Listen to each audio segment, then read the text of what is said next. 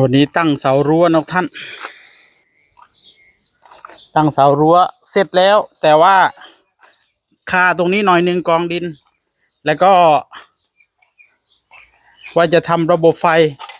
ให้คุณตานะท่านส่วนหลอดไฟตัวนี้ก็แก้ไขแล้วเรียบร้อย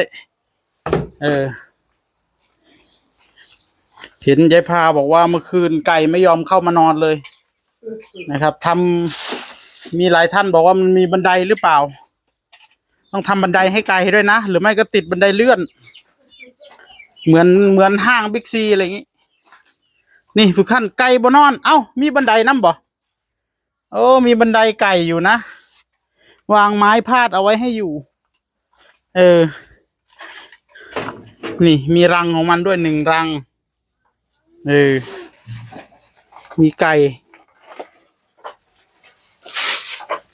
ตะปูเห่าบ่นี่หรือว่าตะปูเขา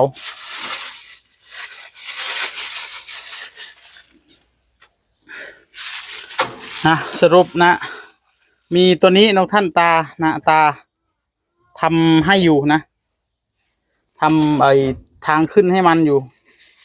นะครับทำทางขึ้นให้มันอยู่นะครับก็มันน่าจะขึ้นได้แหละแต่มันไม่เข้ามานอนนะตากำลังสิเฮ็ดต้องต้อนมันเข่าก่อนเฮ็ดบันไดบ่ตาเฮ็ดบันไดคือจังบันไดคนนี่บ่โตเฮ็ดบันไดไกลพี่น้องเอ้ยบัดนี้เอาตากำลังจะทำบันไดไก่โทบันไดโอ้จัดบันไดให้ไกลอีกพี่น้องเอ้ยบัดนี้อย่าบอกนะว่าต้องใส่ลิฟต์ใส่หยังอีกติดลิฟต์คือจังห่างนี่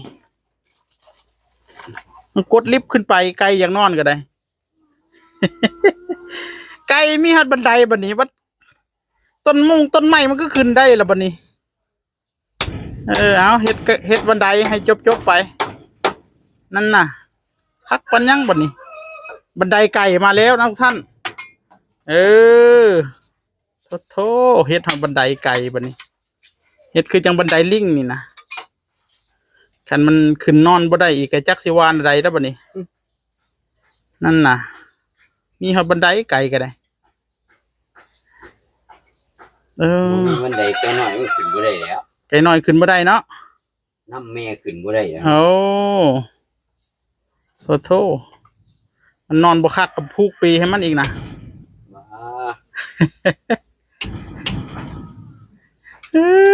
ไก่ก็ได้ต้องมีหัดบันไดขึ้นบ้านค่อยนี่มันขึ้นไปนอนเทิงแปลกเล่าเข่าพุ่นเด้มันขึ้นเด้เทิงปูอันหลังคาพุ่นไก่บ้านค่อยนี่ขึ้นไปหลังคาพุ่นมันบ่มีบันไดบ่มีหยังมันบินขึ้นไปอันนี้เตี้ยๆนี่มันขึ้นได้อยู่แล้วคำบรรยักขึ้นนะขึ้นได้อยู่แล้วแต่ว่าเฮ็ดอำนวยความสะดวกเนาะลูกมันขึ้นนำบ่ได้ท่อพี่น้องเอ้ยเฮ็ดเพื่อลูกมันน่ามีตัวข้างล่างอีกบัดนี้ปอดโธ่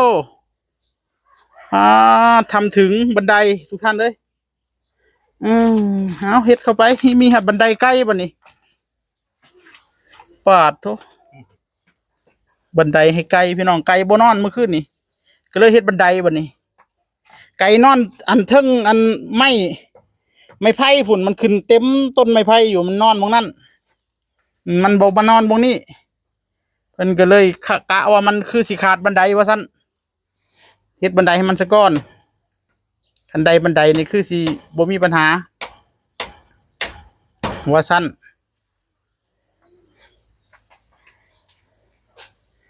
จะตอกลายแล้วได้บรรทุกอันนั้นนะ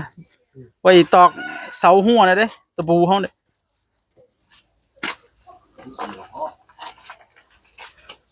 เอานี่เวลาซักผ้าก็มาตากกันอยู่นี่พี่น้องเอ้ยคักปันยังเดี๋ยวเดินระบบไฟให้คุณตานะทุกท่านแจ้งยังปาง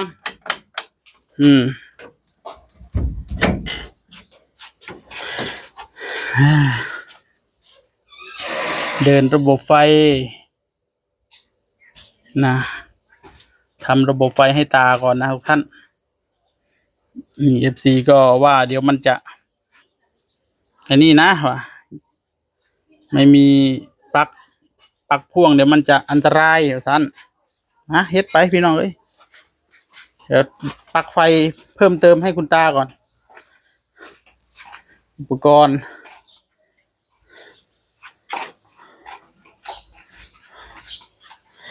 อันนี้ไป